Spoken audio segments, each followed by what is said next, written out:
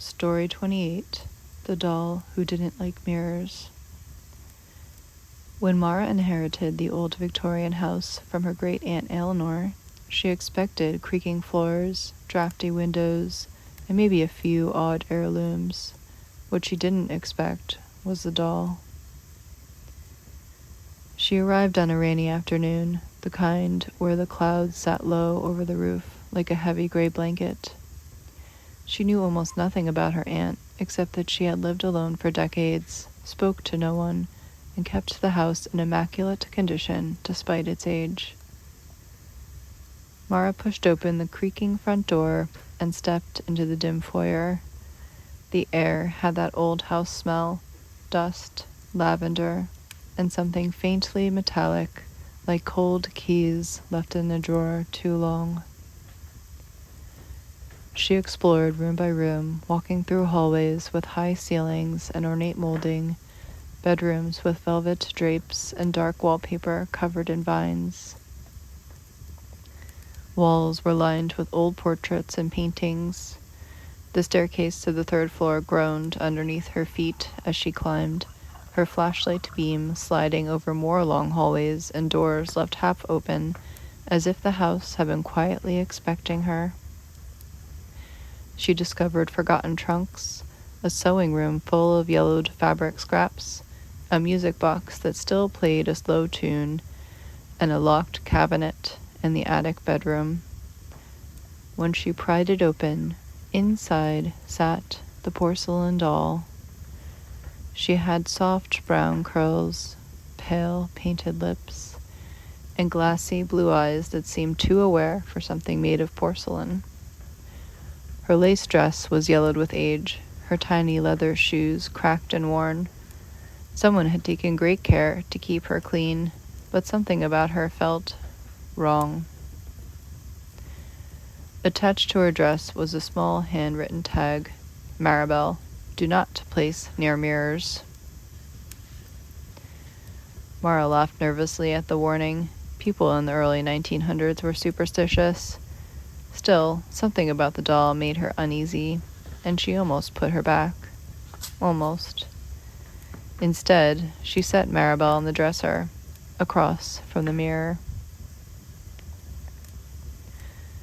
Mara was brushing her teeth when she noticed something strange.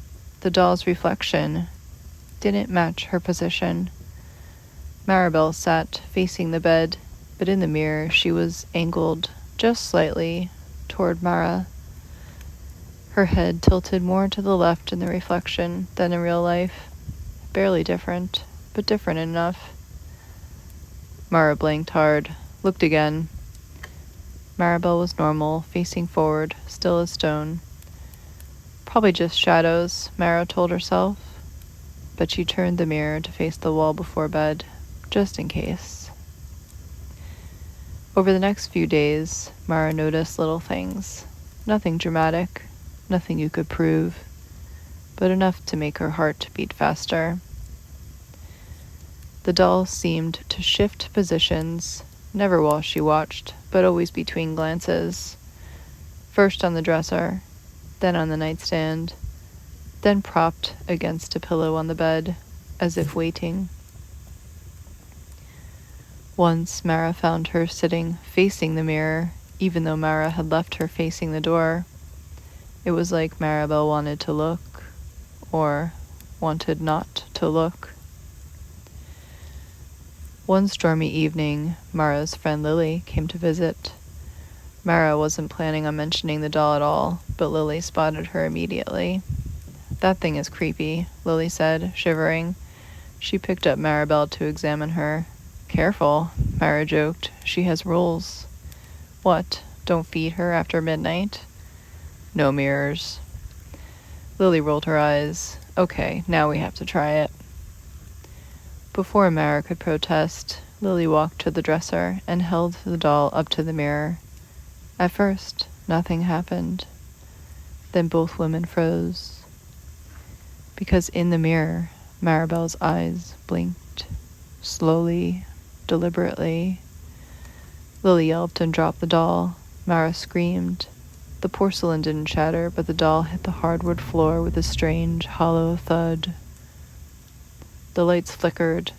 A cold rush swept through the room, and the mirror fogged over with a long, dragging streak, as though a hand had slid down the inside of the glass. Neither woman could move. When the light steadied, the reflection in the mirror had changed. Maribel was sitting upright in the reflection. Her head was turned, and she was staring directly at them. In the real room, she still lay on her side. Lily left immediately. Mara almost did too. Mara hid the doll in a box in the attic that night. She buried it under old trunks and holiday decorations, but the mirror didn't stop. The next morning, as she passed the dresser, she paused. A faint outline of Maribel stood behind her in the mirror, only in the mirror. Her porcelain face was expressionless. Her little hands were raised, as if pressed against the glass. Mara spun around. Nothing. She returned to the attic with shaking hands and opened the box. The doll sat exactly where she had placed her, but inside of the box smelled faintly of old perfume and cold air.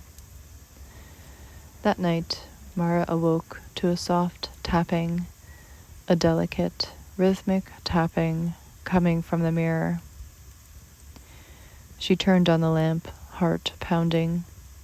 There, in the glass, was Maribel, full-sized, lifelike, not porcelain but human, wearing the same delicate lace dress.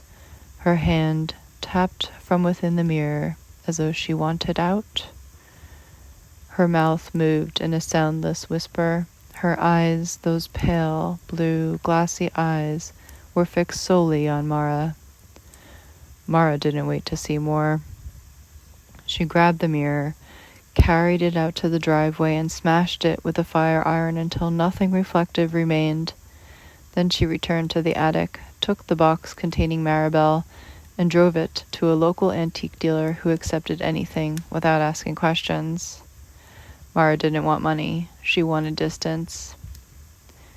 The dealer smiled strangely as he took the box. "Funny," he said.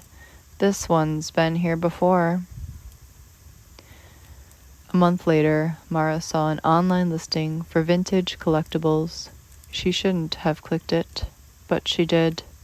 And there, in perfect condition, was Maribel.